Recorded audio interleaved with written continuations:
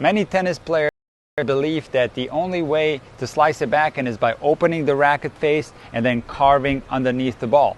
While it is possible to hit a slice in this manner, it is not what we see at the professional level. High-level tennis players will have a neutral racket face at contact. So in today's video, I'm going to show you why the neutral racket face is crucial and how you can use it to improve your backhand slice.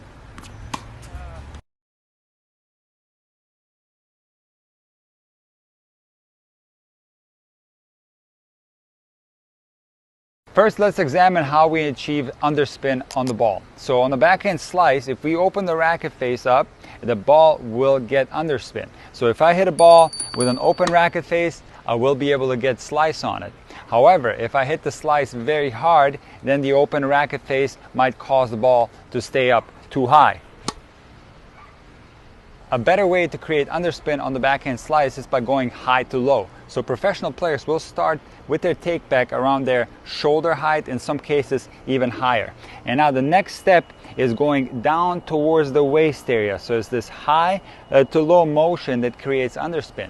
And now the next thing that happens on the professional slices is that some players will keep their racket level as they go across the body, and other players will have the tip of the racket dip down a la Federer when they slice.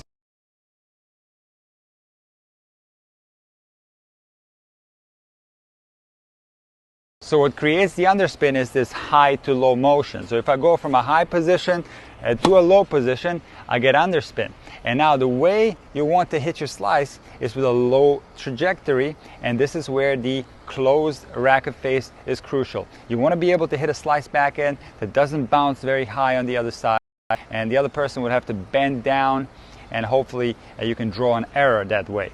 And the best way to create that is with the neutral racket face at contact. And this is how you achieve the neutral racket face at contact. You're actually not going to be aware how the racket face is positioned when you hit the ball. There's too much acceleration in that part of the shot. So players are unaware how exactly their racket face is positioned. Of course, they can feel it if they open the racket face way up, but they will not be able to differentiate between a racket face that's slightly open or completely neutral. So the only way to create this neutral racket face at contact, what you see from the professional players, is by changing your timing on the slice. And the way you're going to change your timing on the slice is by taking the ball later.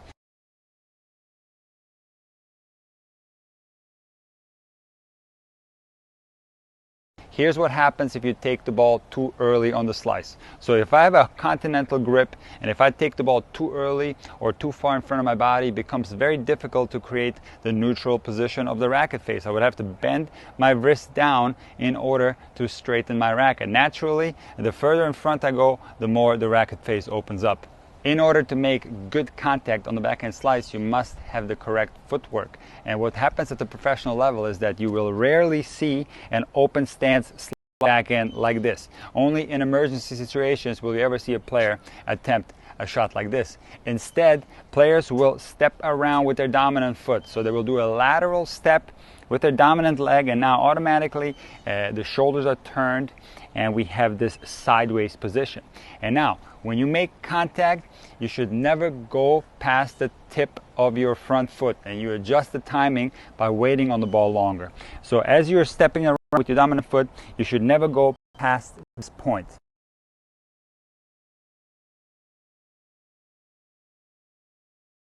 And there are several advantages why you must make contact later. So if I make contact around the tip of my front foot, see, naturally the racket face is more neutral. I don't even have to adjust it. It is very unlikely that the racket face will open up if I hit the ball this close to my body. On the other hand, if I go further out front, naturally the racket face opens up. So by waiting longer, naturally the racket face will be more neutral. Another advantage of waiting longer on a slice is that if I make contact around the tip of my front foot, it's going to be easier for me to connect the slice to my body. So the further in front I go, I would lose the ball. It's very difficult to hit across with power. So if I wait longer and make contact later, now I can hit across and connect it to my back muscle. I can shoulder blades together, and I therefore get a lot more power on the ball, something like this.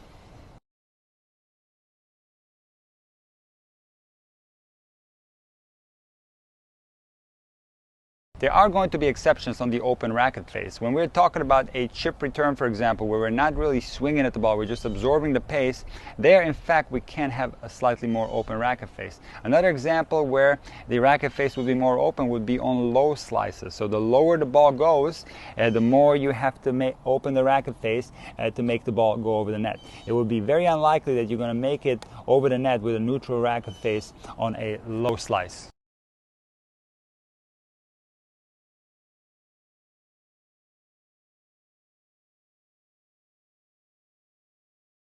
So if you want to hit hard, low slices that are going to be tough to handle for your opponent, you have to do three things. Number one, you have to make a lateral step. Number two, you have to go high to low. And number three, you have to wait for the ball and make a later contact. If you achieve that, you will be able to hit your slice intuitively with a more closed racket face, and will be therefore not letting the slice sit up, and you're going to hit it with a lower trajectory, and it's going to be very difficult for your opponent to handle.